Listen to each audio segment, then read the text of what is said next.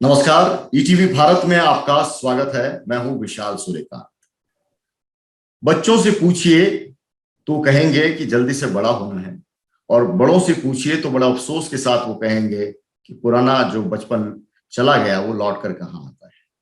लेकिन आज हमारे बीच में वो शख्स मौजूद हैं जिनका नाम और काम बहुत बड़ा है। दुनिया भर ने इसे स्वीकारा है, दुनिया भर ने अपनाया है, लेकिन काम जिस रूप में वो कर रहे हैं, एक तरह से देश दुनिया का बचपन अपने में समाये हुए हैं। उस बचपन को जी रहे हैं, उस बचपन को बचाने के लिए संघर्ष कर रहे हैं। मैं आपका तारुफ करवाना चाहता हूं भारत के गौरव, देश दुनिया में बच्चों को बचाने की, बच्चों का बचपन बचाने की जो मुहिम चला रहे हैं, नोबेल शांति पुरस्कार से सम्मानित आदरणीय कैलाश सत्यार्थी जी। बहुत बहुत स्वागत है सर आपका ईटीवी भारत। धन्यवाद विशाल जी। आपने, आपके बारे में जितना बताएं कम है। 90,000 बच्चों को बंधुआ मजदूरी के दंश से आजाद कराकर उनका बचपन आपने लौटाया है। ये ऐतिहासिक काम है अपने आप में। और आज जिस वक्त हम बात कर रहे हैं आपसे, कोरोना का काल है, बाल रक्षा अधिकार दिवस भी है आज, तो एक बड़ा सुखद संयोग है कि आप मुखातिब हैं तमाम लोगों के साथ। मैं सवालों की फहरिस्त शुरू करता हूं। सबसे पहले तो आपका एक्सपीरियंस कैसा रहा WHO में? एक अपने आप में एक बिरला मौका था जिसमें तमाम अलग अलग देशों के प्रतिनिधि के बीच में हमारे देश के गौरव, नोबेल पुरस्कार विजेता वर्ल्ड हेल्थ असेंबली में बतौर मुख्य वक्ता वहां पर मौजूद थे। कैलाश जी, कैसा अनुभव रहा और आपने क्या वहां पर किन बातों पर इंफेसिस किया, किन बातों पर जोर दिया? जी, मेरे लिए बहुत गौरव की बात थी, एक भारतीय होने के नाते और एक सामाजिक कार्यकर्ता होने के नाते, क्योंकि इससे पहले विश्व स्वास्थ्य संगठन की जो असेंबली, जनरल असेंबली होती है, उसमें किसी राष्ट्राध्यक्ष या प्रधानमंत्री, राष्ट्रपति के अलावा मुझे बुलाया जाना एक बड़ी बात थी। और इसका अर्थ मैंने सीधा ये लिया कि अब शायद दुनिया सबसे ज्यादा जो दयनीय, दबे कुचले, पीछे धकेले गए बच्चे हैं, उनकी आवाज सुनना चाहती है। मेरे माध्यम से वो आवाज शायद सुनी गई और मैंने वहां कुछ बुनियादी मुद्दे उठाए। पहली बात तो ये कि जो बच्चे अभी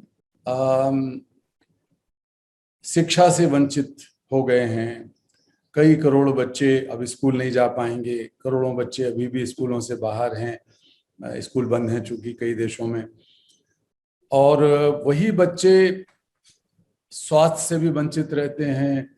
लगभग वही बच्चे भुखमरी के शिकार होते हैं। विश्व भर में वही बच्चे बाल मजदूरी, बाल यौन शोषण, बाल वेश्यावृत्ति के लिए मजबूर होते हैं। तो उन बच्चों के स्वास्थ्य को अकेला करके नहीं देखा जा सकता, ना उनकी शिक्षा को अलग करके देखा जा सकता। ये जुड़े हुए मुद्दे हैं, इसलिए दुनिया के देशों को इस पर मिलकर काम करना पड़ेगा। और मैंने वहां एक प्रस्ताव रखा कि बच्चों से संबंधित जितनी भी प्रत्यक्ष रूप से, अप्रत्यक्ष रूप से जो संबंध रखने वाली संयुक्त राष्ट्र संघ की एजेंसियां हैं, चाहे वो WHO हो, ILO हो, यूनिसेफ, यूनेस्को, UNDP, विश्व बैंक वगैरह, वो सब मिलकर काम करें और इसके लिए एक संयुक्त राष्ट्र संघ का उच्च स्तरीय समूह गठित किया जाए, जो अभी बच्चों पर असर हुआ है इस कोरोना की महामारी का, उससे निजात पाई जा सके, क्योंकि उसके बहुआयामी कुप्रभाव हुए हैं और उन कुप्रभावों को निपटने का काम केवल स्वास्थ्य मंत्रालय नहीं कर सकते दुनिया के, बल्कि शिक्षा मंत्रालय और दूसरे भी काम करेंगे।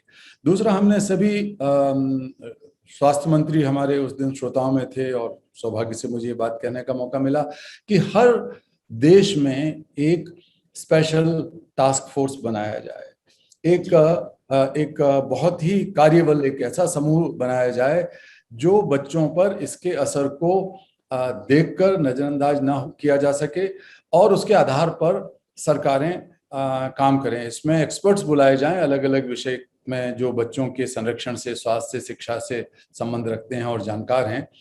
तो ये निवेदन मैंने किया स्वास्थ्य मंत्रियों से और मुझे यकीन है जो जिस तरह मेरे पास फीडबैक आए हैं कि लोगों ने उसको स्वीकार करना शुरू किया है या विचार कर रहे हैं उस पर।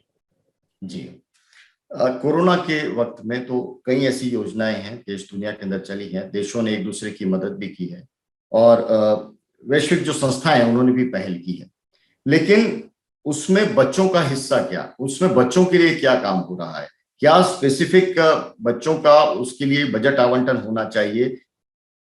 देखिए, सभ्यता के इतिहास में और सभ्यता की प्रगति में बहुत सारे अच्छे काम हुए हैं, लेकिन कुछ जो चूकें हुई हैं उनमें से एक बड़ी चूक है कि बच्चे हमारी राजनीतिक, सामाजिक, आर्थिक, सांस्कृतिक प्राथमिकताओं में नहीं रहे, और खासकर वो बच्चे जो हाशिए से बाहर छोड़ दिए जाते हैं। और यही कारण है कि इतनी बड़ी संख्या में बच्चे शिक्षा से वंचित हैं।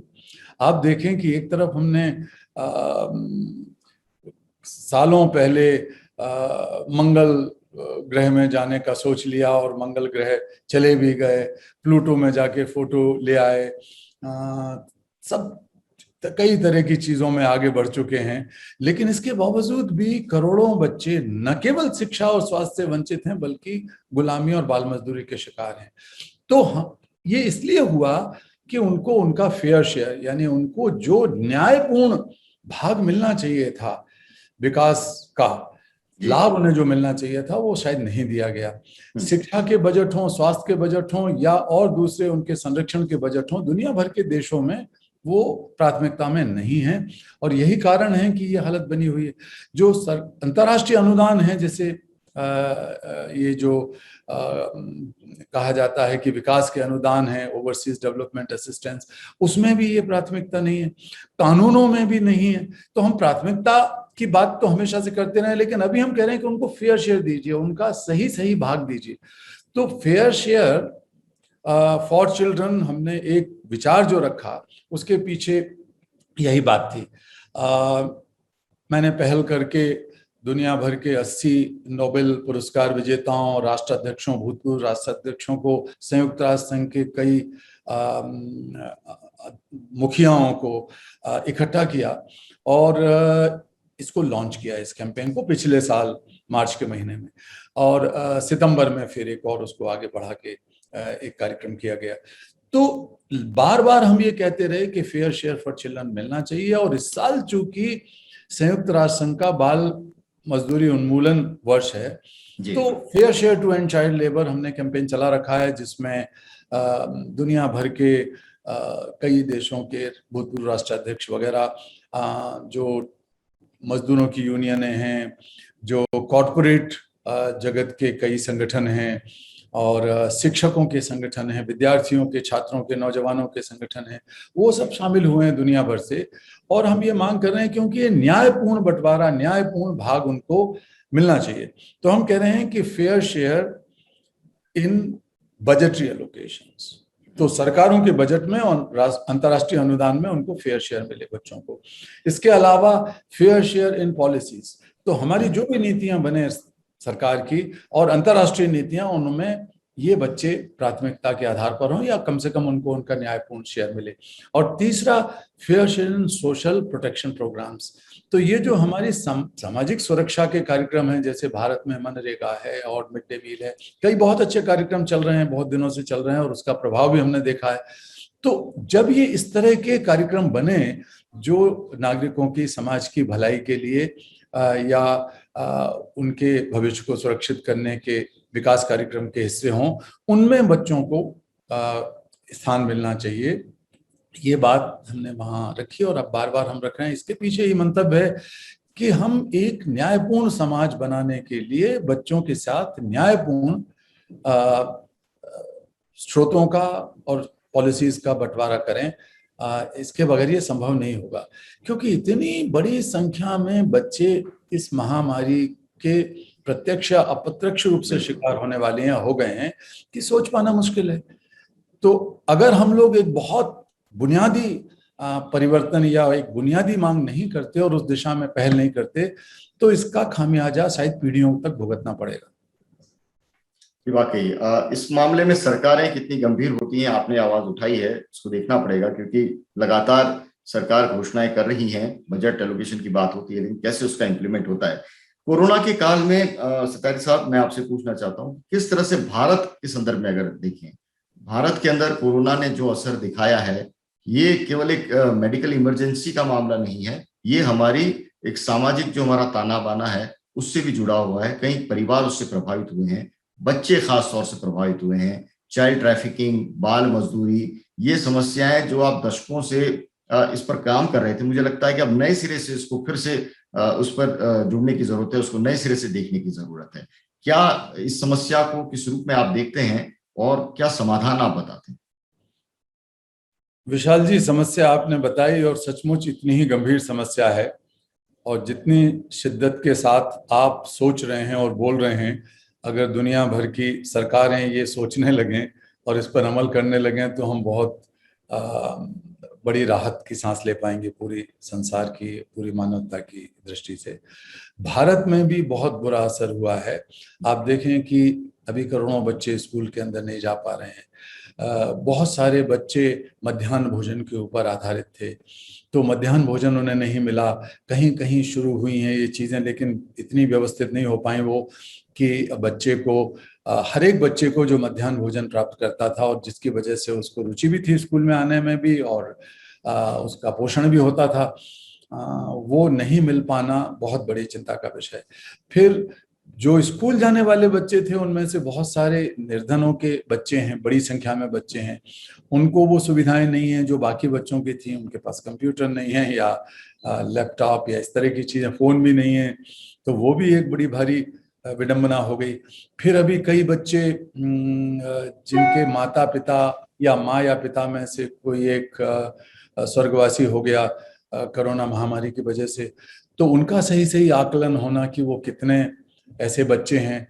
क्योंकि कई बार कल मैं देख रहा था किसी जगह पर कि मध्य प्रदेश में एक बच्चा अपनी कहानी सुना रहा था कि उसके माता पिता का देहांत हो गया, लेकिन उनको कोरोना के उसमें नहीं डाला गया खाने में। तो इन सब चीजों के मामले में सरकारों को, राज्य और केंद्र की सरकार को बहुत ही मानवीय संवेदना के साथ काम करना पड़ेगा।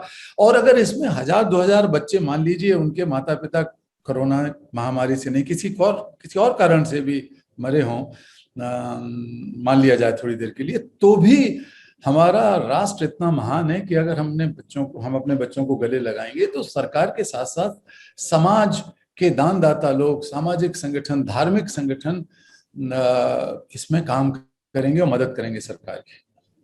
जी, बड़ा महत्वपूर्ण विषय। इस पे तो मैं अलग से आपसे सवाल मैं पूछने वाला हूं कि जिनका कोविड से जिनके अभिभावक अगर नहीं रहे हैं और कोविड टेस्ट उनका नहीं हुआ है, क्योंकि बड़ी तादाद में गांवों के अंदर ये समस्या आ रही है देश के अंदर कि कोविड टेस्ट हो नहीं रहा है, सब तक है वो सरकार नहीं पहुंच पा रही है और कुछ लोग भी जागरूक नहीं है। ऐसे में जो मौतें होती हैं, अगर पेरेंट्स नहीं रहते तो उन बच्चों का क्या होना चाहिए?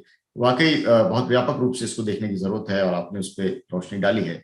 लेकिन कई और समस्याएं भी हैं कैलाश जी, क्योंकि लॉकडाउन का वक्त है, स्कूल नहीं है, बच्चे घर पर हैं, बच्चे अभिभावकों के साथ, अन्य लोगों के साथ हैं, और कई खबरें ऐसी भी आई हैं कि बच्चों के साथ यौन शोषण जैसे मामले भी पड़े हैं। जी, किस रूप में देखते हैं? देखिए, बहुत ही शर्म की बात है, और वो न केवल हमारे देश के लिए बल्कि दुनिया के कई देशों में जहां जहां मैं काम करता हूं वहां से इस तरह की सूचनाएं हैं। जो बहुत पैसे वाले औद्योगिक देश हैं, इंडस्ट्रियलाइज कंट्रीज हैं, वहां से भी ये खबरें हैं कि जब लॉकडाउन शुरू हुए तो उसके बाद जो बुनियादी चीजें हैं, मनोरंजन के साधन हैं या खाने पीने का सामान है, ग्रोसरी है, इसके अलावा जिस चीज की सबसे ज्यादा मांग बढ़ी वो था बच्चों की पोर्नोग्राफिक मटेरियल की मांग, यानी कि बच्चों की अश्लील सामग्री की मांग, जो कि वो ऑनलाइन देख सकें, अपने टेलीफोनों में, अपने कमरे में बैठ के चुपचाप लोग देख सकें। तो भारत में हमने एक अध्ययन अपनी एक मित्र संस्था के माध्यम से कराया, तो पता लगा कि हफ्ते से लेकर 10 दिन के बीच में, लगभग 10 दिनों के बीच में बाल यौन शोषण, बाल यौन उत्पीड़न से संबंधित जो सामग्री थी उसकी मांग और खपत लगभग दुगनी हो गई। तो ये एक बहुत बड़ी विडंबना है, बहुत बड़ी चिंता का विषय है पूरी दुनिया में और भारत में भी। और इसके बाद आप अनुमान लगा सकते हैं कि लगभग साल भर हो गया, साल से ज्यादा ही हो गया, उस बीच में कितनी मांग और कितनी खपत बढ़ी होगी और उन बच्चों की क्या स्थिति रही होगी। चरित्र के पतन के साथ साथ समाज का जो मानसिक पतन हुआ है वो सोच पाना मुश्किल है, मनोवैज्ञानिक पतन हुआ है वो सोच पाना मुश्किल है। लेकिन उन बच्चों का जीवन तो बर्बाद हो गया, एक बार वो इस तरह एक्सपोज हो गए तो फिर वेश्यावृत्ति में धकेले जाएंगे, बेचे जाएंगे, यही धंधे करने के लिए मजबूर होंगे। तो ये एक चिंता का विषय। लेकिन आप ये देखें कि इस बीच में शायद हजारों हजारों बच्चों को दलाल लोग अपने चतुराई से उन गांवों से चुरा के, बहला फुसला के, लालच दे के ले गए जहां उनकी मजबूरियां थी, ट्रैफिकिंग जिसे कहते हैं। हमारे संगठन बचपन बचाओ आंदोलन ने राज्य की सरकारों के अधिकारियों और पुलिस वगैरह के साथ मिलकर पिछले साल में 7,000 के लगभग बच्चों को, ऐसे बच्चों को छुड़ाया। और मैंने खुद टेलीफोन पर ऐसे बहुत सारे बच्चों से बातचीत की और मुझे बहुत दुख और हैरानी हुई। हैरानी तो क्या, दुखी हुआ कि वो बच्चे कहते थे कि हमारे पिताजी मुंबई में काम करते थे या कहीं बड़ी जगह पे बता रहे बेंगलोर में काम करते थे, लौट के आ गए, अब जाने की हिम्मत नहीं है उनकी। या कुछ लोग लौट के चले गए, ऐसे बच्चे भी थे जिनके माता पिता लौट के चले गए लेकिन उनको दोबारा से रोजगार नहीं मिला, तो मजबूरी में उनको गुलामी करने के लिए धकेला गया। इनमें वेश्यावृत्ति का काम भी शामिल होगा और बाल मजदूरी तो शामिल है ही है, दूसरी विडंबना है। लेकिन घरों में विशाल जी जो बच्चे फंसे हुए हैं उनकी संख्या भी बहुत ज्यादा है। संभ्रांत परिवारों के बच्चे, खाते पीते परिवारों के बच्चे भी सामान्य नहीं रह पाएंगे। मैं आपको एक उदाहरण दे रहा हूं। हमारे एक परिचित का एक बेटा लगभग 1.5 साल का था और ये पहला लॉकडाउन या कोरोना की पहली ये जो वेव है उसके आने से पहले उसका जन्मदिन मनाया गया। इसके बाद लॉकडाउन लग गया थोड़े दिन बाद। अब 1.25 साल हो गया, वो बच्चा 2.5 साल से ऊपर का हो गया, 2.5 पौने 3 साल का। अब जब ये वैक्सीन वगैरह लगने लगे तो माँ बाप वैक्सीन लगाने जाने की बात कर रहे थे तो बच्चे की घिघियां बन गई, वो ट्रॉमेटाइज्ड हो गया, रोने लगा और किसी हालत में घर से निकलने के लिए तैयार नहीं हुआ माँ बाप के साथ, क्योंकि माँ बाप अकेला दंपति था और बच्चा एक अकेला साथ में था और माँ बाप को नहीं जाने दे रहा था। वो कह रहा था बाहर जाने का मतलब है कि जहर है हवा में, बाहर जाने का मतलब है कि हम सब मर जाएंगे, हम मर जाएंगे। वो बच्चे के बारे में सोचिए, ऐसे लाखों लाख बच्चे हैं जो घरों के अंदर बंद हैं और थोड़े बड़े बच्चे भी हैं तो वो अपने मित्रों से नहीं मिल पा रहे, खेल कूद नहीं पा रहे, शिक्षकों से कोई मिल नहीं पा रहा है, स्कूल क्लास में नहीं जा पा रहे। अरे बच्चा घर में कब तक आप उसको छोटे मोटे खिलौने देके बहला के रखोगे? साल भर से अगर बच्चे घर के अंदर बंद हैं और किसी किसी के भाई बहन भी नहीं है तो उस बच्चे की मानसिक स्थिति के बारे में मैं बात करता रहता हूँ लोगों से। तो ये बच्चे चिड़चिड़े हो गए हैं, गुस्सैल हो गए हैं, उनका किसी काम में मन नहीं लगता, वो मन उचट जाता है, भूख उनकी कई जगह मर गई है या बहुत ज्यादा भूख हो गई है। ये सारी मनोवैज्ञानिक व्याधियां शुरू हो गई हैं, मनोविकार शुरू हो गए हैं किशोरों और बच्चों के अंदर। ये बहुत चिंता का विषय है और इसके लिए बहुत काम करने की जरूरत है। और मैं बार बार कहता हूं कि माता पिता की सबसे बड़ी जिम्मेवारी है, या दादा दादी जहां पर हैं तो बहुत ही अच्छी बात है, लोग दादा दादी को अपने साथ रखते नहीं है ज्यादा, मतलब अपने 2-3 पीढ़ियों को। लेकिन जहाँ संयुक्त परिवार है वहां थोड़ा अच्छा है, एक मौका है कि जहां ऐसा है वहां हम उन बच्चों के साथ मित्रता का व्यवहार करें, उनको खिलौने दिलाना, उनको चॉकलेट ला के दिलवा देना, पिज्जा का ऑर्डर करके दिला देना, अच्छे कपड़े पहना के साल भर तक घर में रखना, इससे बच्चे की मानसिक स्थिति ठीक नहीं रखी जा सकती है। जरूरी है कि हम बच्चों के साथ बैठकर उनकी बात सुने, उनका सम्मान करें। बात सुनना बहुत जरूरी है। हम अपनी अपनी बात उन्हें कहे जाएंगे, अपना लाड़ जताए जाएंगे, अरे भाई हम उनको मौका दें कि वो भी तो अपना लाड़ जताएं ढंग से, वो भी तो अपनी समस्या या कुछ बात बता सकें। उनके मन में कई विचार पैदा हो रहे होंगे साल भर से, वो भी तो बोल सकें और हम मित्रता के साथ उनके साथ व्यवहार कर सकें। ये वातावरण बनाना जरूरी है। मानसिक स्वास्थ्य को लेकर वैसे भी इस देश के अंदर बहुत ज्यादा गंभीरता से काम नहीं हुआ है। समस्या है, वो सभी जानते हैं, लेकिन काम क्या करना है वो हमने भोपाल गैस ट्रेजेडी पे भी हमने उस वक्त में देखा कि मानसिक स्वास्थ्य को लेकर अभी तक कोई बहुत ज्यादा गंभीर पहल नहीं हुई। कहीं भी त्रासदी के वक्त में मानसिक स्वास्थ्य है उस पर ध्यान नहीं दिया जाता। ऐसे में आप सजेस्ट क्या करेंगे? ये तो हुआ पारिवारिक, जो आपने कहा कि समाज है वो किस रूप में रिएक्ट करे इन समस्याओं को लेकर। सरकारों की कोई भूमिका सुनिश्चित करने का आप जरिया देखते हैं या कोई एक सुझाव है वो देते हैं? देखिए, भारत सरकार से मैंने निवेदन किया है और माननीय प्रधानमंत्री जी को भी पत्र लिखकर आग्रह किया है कि चूंकि ये बहुआयामी विपदा है बच्चों के मामले में, इसलिए एक राष्ट्रीय स्तर पर नेशनल टास्क फोर्स बनाया जाए जिसमें इन विषयों के एक्सपर्ट्स भी हों। जो बात मैंने अंतर्राष्ट्रीय जगत में बोली, वो बात भारत में भी कही कि ये बहुत जरूरी है कि हम पूरे चीज को समग्रता के साथ देख सकें और समग्रता के साथ समाधान कर सकें। उसमें मैंने लिखा कि बाल मनोवैज्ञानिकों और बाल चिकित्सकों को भी, जो उच्चतम स्तर के और सबसे बड़े विशेषज्ञ हैं भारत के, उनको इसमें शामिल किया जाए और उसमें ये निराकरण ढूंढे जाएं। लेकिन मोटे तौर पर मैंने सरकारों से जो बातचीत करता रहता हूं की है कि जब भी ये लॉकडाउन खुलेगा, शिक्षा विभाग और स्वास्थ्य विभाग मिलकर कम से कम एक शिक्षक को या दो शिक्षक शिक्षिकाओं को, जिनको बच्चे भी पसंद करते हैं और जो ज्यादा मिलनसार हैं, उनको थोड़े से मनोवैज्ञानिक, जिसे कहते हैं काउंसलिंग की ट्रेनिंग दी जाए। कहीं कहीं तो ये उपलब्ध है, जो बहुत महंगे, बहुत ही एलिट स्कूल हैं उसमें तो कहीं कहीं संभव है ये, लेकिन हर जगह पर सरकारी स्कूलों में भी सरकार किसी को तैयार करे और जाते से ही पढ़ाई का बोझ, होमवर्क का बोझ, परीक्षाओं का, टेस्ट का बोझ न डाला जाए बच्चों के ऊपर, किसी भी बच्चे के ऊपर देश के अंदर, क्योंकि बहुत बुरी हालत है उनकी, मानसिक जो परेशानियां हैं।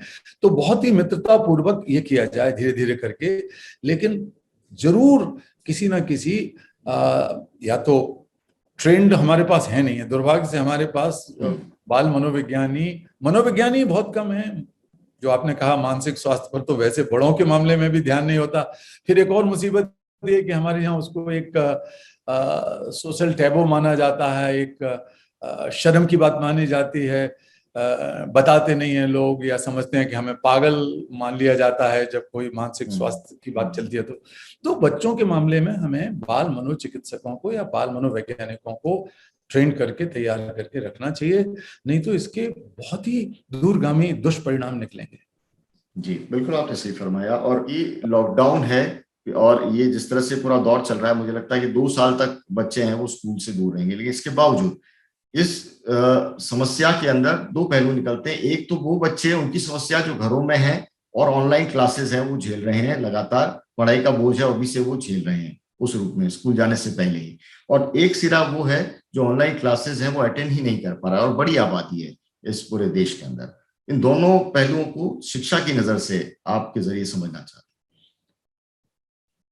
जिन बच्चों को ये सुविधाएं उपलब्ध नहीं है, पूरे देश की ये कोशिश होना चाहिए, न केवल सरकारों की बल्कि समाज के हर तबके की, गैर सरकारी संगठनों की भी, और खासकर जो फिलैंथ्रोपिस्ट हैं, जो उद्योग जगत के लोग हैं, कॉर्पोरेट जगत के लोग हैं, कि ये जो जिसे हम डिजिटल डिवाइड कहते हैं या जिसे दूरी कहते हैं, इस दूरी को पाटने का काम पूरा करें।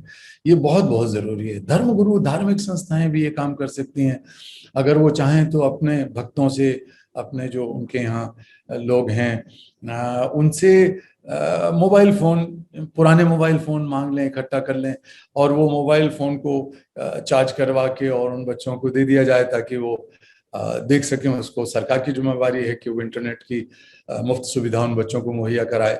तो वो बहुत मुश्किल काम नहीं है अगर इसको हम एक राष्ट्रीय चुनौती मान लें कि हर बच्चे के हाथ में वो अधिकार होना चाहिए। जैसे सूचना का अधिकार है, शिक्षा का अधिकार है, तो ये जो ऑनलाइन एजुकेशन है इसका अधिकार भी है और वो उनको मिलना चाहिए। दूसरा तरीका जो आसान है और हालांकि वो इतना प्रभावी नहीं हो सकता, कि सैटेलाइट के जरिए अलग अलग भाषाओं के, अलग अलग विषयों के जानकारों को बुलाकर और अलग अलग उम्र के बच्चों को, अलग अलग कक्षाओं के बच्चों को ऑनलाइन शिक्षा दी जाए, तो वो एक संभावना है। तो हमें ये तो जरूर जरूर करना पड़ेगा, और उसका तरीका बहुत ही रुचिकर होना चाहिए, क्योंकि आप स्क्रीन के सामने बैठोगे, स्क्रीन के सामने बैठने से ही दबाव होता है, इसके बाद फिर आंखों पर भी दबाव, मस्तिष्क पर भी दबाव पड़ता है, जो एक भौतिक आपका जो बैठना है, बात करना है, उसकी जो वाइब्रेशंस हैं वो तो आप नहीं ले सकते इसमें, तो बच्चों पे तो और बुरा प्रभाव पड़ रहा है। तो उस समय रुचिकर चीजें, हंसी मजाक के माध्यम से, कविताओं के माध्यम से, चित्रों के माध्यम से ज्यादा पढ़ाई की जाए। ऊंची से ऊंची कक्षा की पढ़ाई भी संभव है। तो हमें ये भी बहुत कोशिश करनी पड़ेगी शिक्षा शास्त्रियों को कि वो जो एक पारंपरिक तरीके का कोर्स पढ़ा हुआ है, किताबें पढ़ी हुई हैं, उनको हम थोपते रहेंगे तो वो संभव नहीं है, क्योंकि बच्चे सवाल पूछते हैं, जवाब मांगना चाहते हैं, आपस में बातचीत करके शेयर करते हैं, मन में कुछ शंका होती है तो ये सारी चीजें शिक्षा में सुधार की गुंजाइश रखती हैं।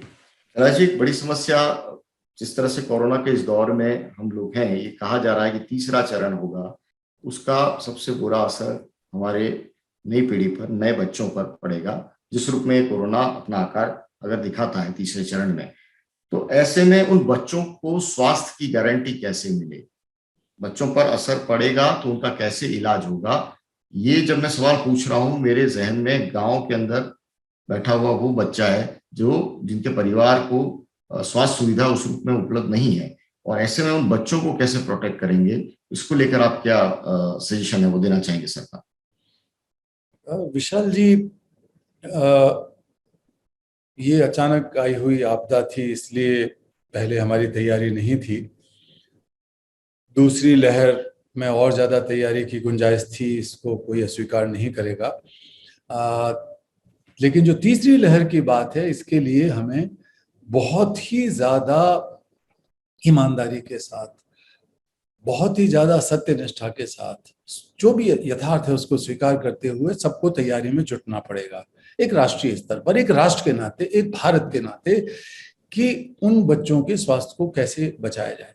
अगर ये जो आशंकाएं व्यक्त की जा रही हैं ऐसा होता है तो बहुत खौफनाक होगा, क्योंकि अगर उस बच्चे को होता है तो फिर पूरे परिवार को हो जाएगा, क्योंकि माँ तो बच्चे से अलग नहीं रह पाएगी। 2 साल 3 साल के बच्चे को खाना भी खिलाना पड़ता है, उस बुखार आएगा या कुछ और होगा तो उसको हिफाजत करनी, तो पूरे परिवार में फैलेगा।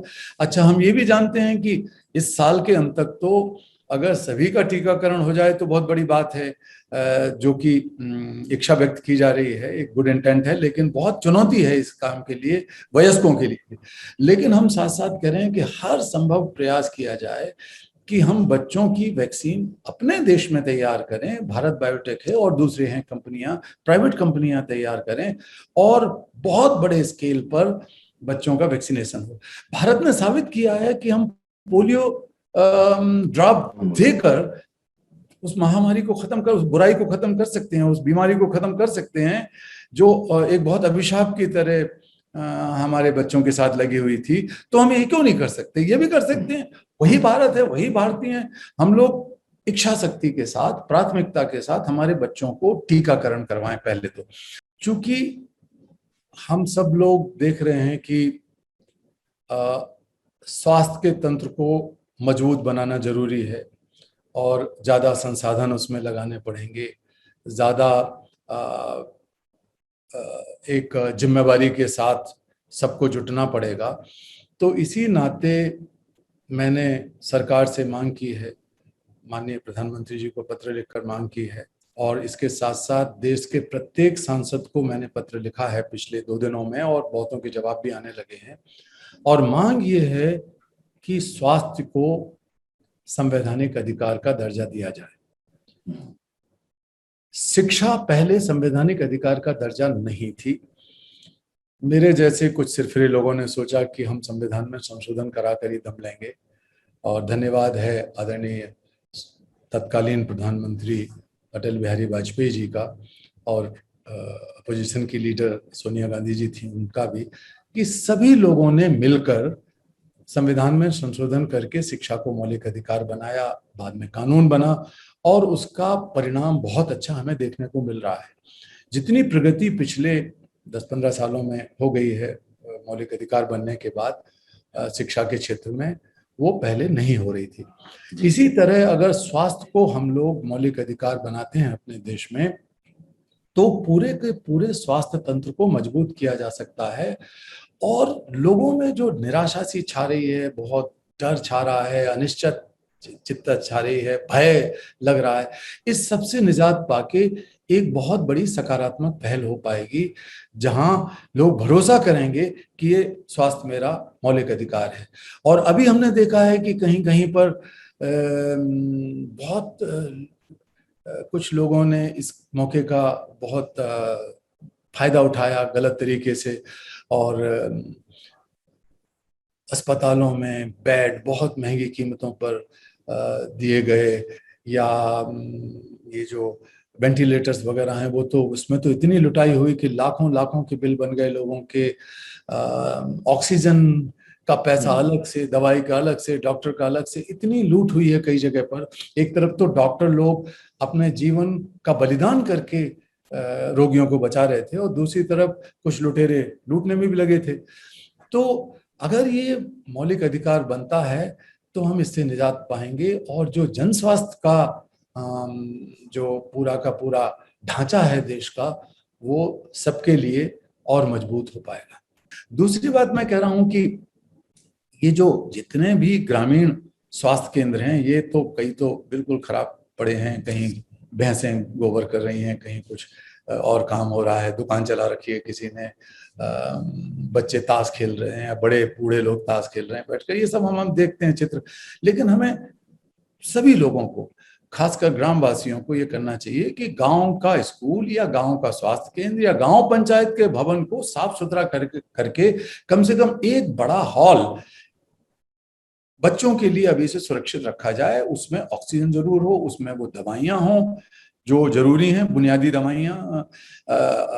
मुझे पता लगा कि अगर ऐसा होता है तो शायद देश में अभी हमारे पास पर्याप्त मात्रा में ये जो पैरासीटामोल या क्रोसिन है, उसका जो सिरप है, बच्चे तो सिरप भी पिएंगे, वो सिरप बनते नहीं है, नहीं अभी उसकी जरूरत भी नहीं है, तो वो भी हमें तैयार करके अभी से रखना चाहिए। और मैं तो ये मांग कर चुका हूं, मैंने प्रधानमंत्री जी की चिट्ठी में भी कहा कि हर जिले में एक अस्पताल बच्चों के लिए डेडिकेटेड हो, जिसमें बाल रोग विशेषज्ञ हों, और जो कोरोना से जूझ रहे हैं डॉक्टर नर्सेज वगैरह, उसके विशेषज्ञों को उसमें रखा जाए। और मान लीजिए ईश्वर करे हम सबका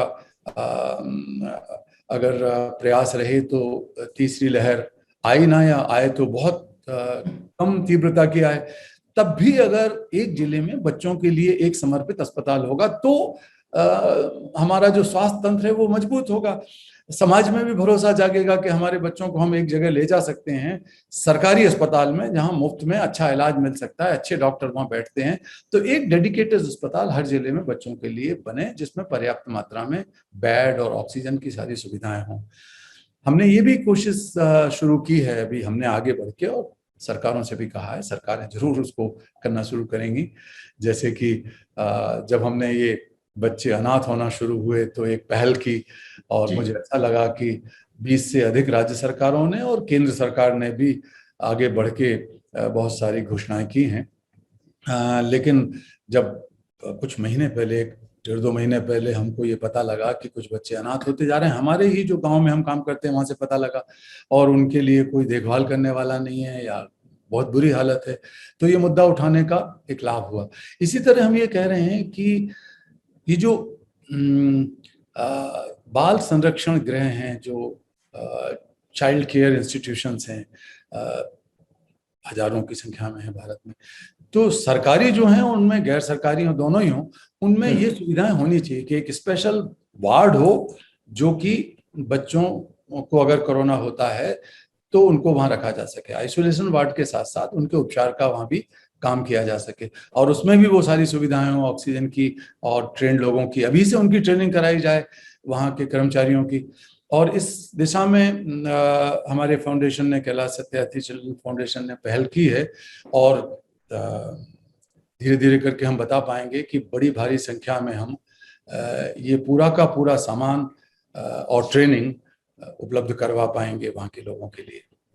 जी, अनाथ बच्चों से जुड़ा ही मेरा सवाल था, जिसको उसका एक हिस्सा मैं पहले पूछ चुका हूँ, लेकिन फिर भी और विस्तार से ये मैं पूछना चाह रहा हूँ दरअसल, कि जो बच्चे हैं जिनके माँ बाप नहीं रहे हैं इस कोरोना काल में, उनके उनके साथ उनका गार्जियन किस तरह से ट्रीटमेंट करेगा, क्या करेगा, ये कैसे जो सरकारें घोषणाएं कर रही हैं, आपने कहा 20 से ज्यादा सरकारों ने और केंद्र सरकार ने कहा है, कैसे ये घोषणा है वो अमल में आएगी? क्या सरकार प्रशासन है वो उन तक पहुंचे, कैसे, या वो आवेदन करें? ये जो सिस्टम है वो डेवलप करना एक बड़ी चुनौती होगी, उन बच्चों को आइडेंटिफाई करना जिनका अपना कोई नहीं रहा।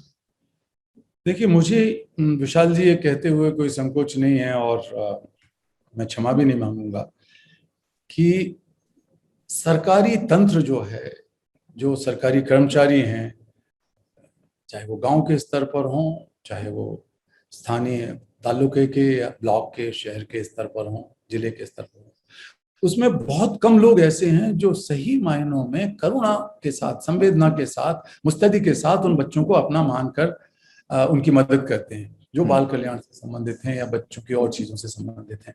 ज्यादातर ऐसे नहीं है, वो सरकारी नौकरी की तरह कर रहे हैं, आज इस डिपार्टमेंट में, कल कहीं और चले जाएंगे। तो उनके भरोसे पर ना तो सही आकलन किया जा सकता और ना ही उनके माध्यम से जितनी बातें कही गई हैं, अभी सरकारों ने कही हैं, वो लागू की जा सकती। वो संभव नहीं है। इसलिए जरूरी है कि स्थानीय सामाजिक कार्यकर्ताओं को, गैर सरकारी संगठन को, युवाओं को, छात्रों को, कॉलेज के छात्रों को, अभी मैंने देखा कि आप सबने देखा होगा कि पिछले महीने या इसी महीने के शुरू में जिस तेजी से छात्राओं ने छोटे छोटे समूह बनाकर ऑक्सीजन के लिए, प्लाज्मा के लिए, दवाइयों के लिए, बेड के लिए सुविधाएं जुटाने के काम किए, वो अद्भुत थे। ऐसी युवा पीढ़ी भारत का असली भविष्य है। उनके अंदर की करुणा, जज्बा और नेतृत्व की क्षमता अद्भुत है, और हमें ऐसे बच्चों को, ऐसे नौजवानों को विश्वास में लेके उनको थोड़ी जिम्मेवारी सौंपनी चाहिए। वो सहर्ष से स्वीकार करेंगे कि इन बच्चों तक, जो अनाथ हो गए हैं बच्चे, उन तक ये सुविधाएं पहुंच सकें। और इसके अलावा जो ग्राम पंचायत हैं उनको शामिल किया जाए। मैं तो कहता हूं धार्मिक संस्थाओं को, धर्मगुरुओं को शामिल किया जाए। धर्मगुरु बहुत अच्छी बातें करते हैं, बड़ी बड़ी बातें करते हैं, लोग सुनते भी हैं, उनके फॉलोअर्स भी लाखों करोड़ों की संख्या में, सभी धर्मों के। तो उनको चाहिए कि वो ये सब बात करें, वो कहें कि हमारे होते हुए कोई बच्चा अनाथ नहीं होगा। सरकार की जरूरत ही नहीं पड़ेगी। मैं आपको बताता हूं, अगर सारे मंदिर, बड़े बड़े मठ, मस्जिदें, बड़े बड़े उनके संस्थाएं, इस्लाम के, ईसाइयों की संस्थाएं, गिरजाघर, गुरुद्वारों ने अद्भुत काम किया है इस बीच में, हमने देखा है, औरों ने भी किया है।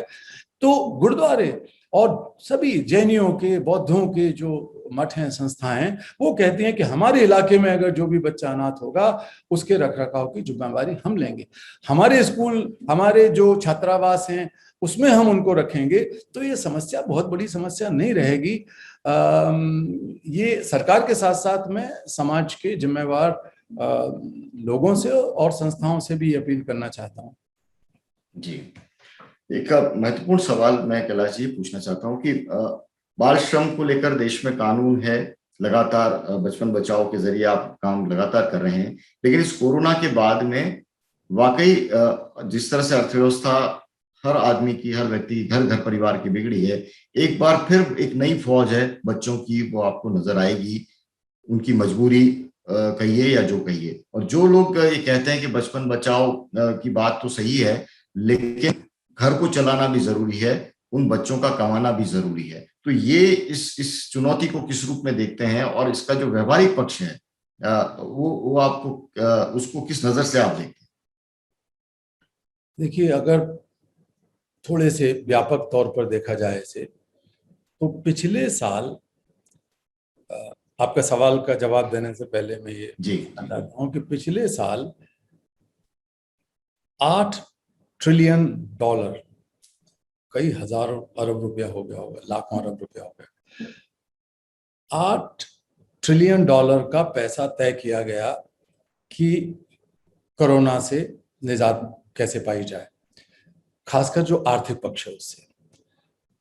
उसका ज्यादातर हिस्सा, लगभग सारा हिस्सा, अलग अलग देशों ने अपनी अर्थव्यवस्था की सुधार में, अपने कॉरपोरेट संगठनों को बचाने में और इस तरह की चीजों में लगाया। स्वाभाविक था, कोई बुरी बात नहीं।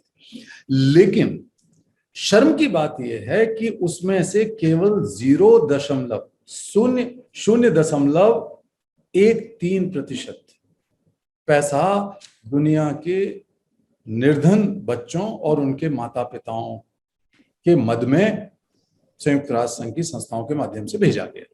0.13%। तो ये सब मजाक है, ये अन्याय है। तो इसका देखना चाहिए कि हमारे बच्चे हमारी प्राथमिकता क्यों नहीं। और इसका परिणाम ये हुआ कि इसी एक साल के अंदर 2020 में 109 जो बहुत बड़े इदारे थे, औद्योगिक इदारे थे संसार के, कॉर्पोरेट थे, 2/3 औद्योगिक जो इदारे थे, उन्होंने 109 अरब डॉलर का अतिरिक्त मुनाफा कमाया। जबकि उसी दौरान 14 करोड़ लोग और खासकर उनके बच्चे बहुत ही बुरी गरीबी में धकेल दिए गए। ये पूरा इसको देखना चाहिए पूरे व्यापक परिप्रेक्ष्य। मैं इसको दोबारा से कह देता हूं कि दुनिया के 2/3 जो सबसे अमीर कॉरपोरेट इदारे हैं, उन्होंने 109 अरब डॉलर अतिरिक्त कमाई की, जिसमें हमारे देश के लोग भी शामिल थे, कुछ जिन्होंने काफी पैसा कमाया। लेकिन दूसरी तरफ दुनिया में 140 मिलियन यानी 14 करोड़ निर्धन लोगों की संख्या बढ़ी, जो बहुत बुरी हालत के निर्धन हैं, जिसको कहते हैं एक्यूट पॉवर्टी के शिकार हैं, उनकी संख्या 14 करोड़ बढ़ी। अब ये बाल मजदूरी और गरीबी के अंतर संबंध को समझा जाए। कोरोना की महामारी से पहले दुनिया में करीब 15 करोड़ बच्चे बाल मजदूरी कर रहे थे, पूर्णकालिक बाल मजदूरी कर रहे थे, और 20 करोड़ वयस्क लोग बेरोजगार थे। भारत में ही एक अध्ययन हुआ कई साल पहले, जिससे साबित हुआ, ब्राजील में भी ऐसे अध्ययन हुए, फिलीपींस में हुए, कई जगह हुए, नाइजीरिया में हुए, कि जिन बच्चों को बाल मजदूरी करनी पड़ रही है, उनके माता पिता को एक साल में 100 दिन भी रोजगार नहीं मिल पा रहा या नहीं दिया जा रहा। तो एक तरफ तो बच्चे को साल भर में 400 दिन काम दिया जा रहा है, क्योंकि वो तो 8 घंटे काम नहीं करता, वो तो 7 दिन काम करता है, और 12-12 14 घंटे काम करते हैं बच्चे। तो एक ये दुष्चक्र बन रहा है कि हर एक बाल मजदूर किसी ना किसी वयस्क को बेरोजगार बनाकर उसकी रोजगार की कीमत में बाल मजदूरी कर रहा है, और वो बेरोजगार उस बच्चे की अपनी माँ हो सकती है, पिता हो सकता है, बड़ा भाई, बड़ी बहन हो सकती है। तो ये दुष्चक्र है बेरोजगारी और बाल मजदूरी का। जब दुनिया में इतने ज्यादा बेरोजगार हैं, तो फिर आप उनको रोजगार दीजिए ना भाई। बच्चों को रोजगार देने की क्या जरूरत है, माँ बाप को रोजगार दीजिए। और ऐसे बच्चों की संख्या, मैंने कहा ना, बहुत ही नगण्य है, बहुत कम है, जिनके माता पिता, चाचा चाची, मामा मामी, दादा दादी, कोई ऐसा नहीं है जो बच्चों का रख रखाव कर सके। तो इसको देखना है। फिर दूसरी बात है कि हम सब, ज्यादातर देश अपने संविधानों में शिक्षा को मौलिक अधिकार बना चुके हैं, और शिक्षा की अहमियत को सारी दुनिया जानती है कि अगर अच्छी शिक्षा नहीं मिलेगी तो हमारे विकास की रफ्तार धीमी रहेगी, हम उसे बढ़ा नहीं सकते हैं। ये साबित हो चुका है तमाम आर्थिक आंकड़ों के जरिए। तो अब अगर बाल मजदूरी करेगा बच्चा, तो एक तरफ तो वयस्क को बेरोजगार बनाएगा, अपने ही घर में बेरोजगारी को पनपाएगा, और दूसरी तरफ अशिक्षित रह जाएगा, शिक्षा से वंचित रह जाएगा। तो शिक्षा से वंचित बच्चे कभी भी गरीबी का अंत नहीं कर सकते, बल्कि वो गरीबी की भट्टी में पिसने के लिए अभिशप्त हो जाएंगे, बने रहेंगे। तो एक अशिक्षा का, बाल मजदूरी का और गरीबी का एक त्रिकोणात्मक चक्र बना हुआ है, जो एक दूसरे के पूरक बने हुए हैं।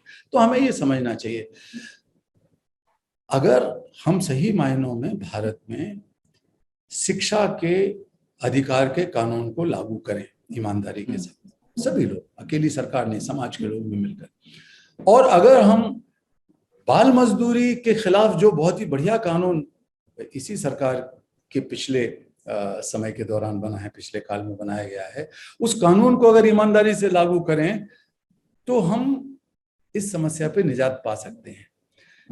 फिर मैंने कहा कि जो सामाजिक सुरक्षा के उपाय हैं, सोशल प्रोटेक्शन के प्रोग्राम्स हैं, उनमें बच्चों को फेयर शेयर दिया जाए, भारत सरकार भी उसको फेयर शेयर दे।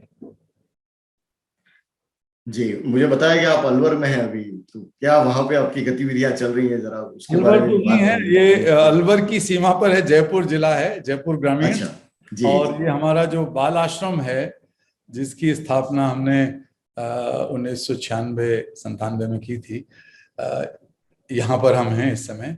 और बाल आश्रम ज्यादा सुरक्षित है, इसके चारों तरफ अरावली की पहाड़ियां हैं, जी उसके बीचों बीच एक छोटा सा गांव है यहाँ पर, सोठाना, और विराटनगर उसके बीच में है ये। तो 100 से अधिक बच्चे जो बंधुआ मजदूरी से, ट्रैफिकिंग से छुड़ाए गए हैं, वो यहाँ पर शिक्षित प्रशिक्षित हो रहे हैं। उनके बीच में रहना, उनके साथ खेलना कूदना, खाना, नाचना गाना, ये बहुत उत्साहजनक हमेशा से रहा है। और मेरे साथ तो ये विडंबना हो गई थी पिछले 7 एक साल से, जब जी से ये नोबेल पुरस्कार मिला, कि आधे से ज्यादा वक्त दुनिया भर के देशों में गुजरता था।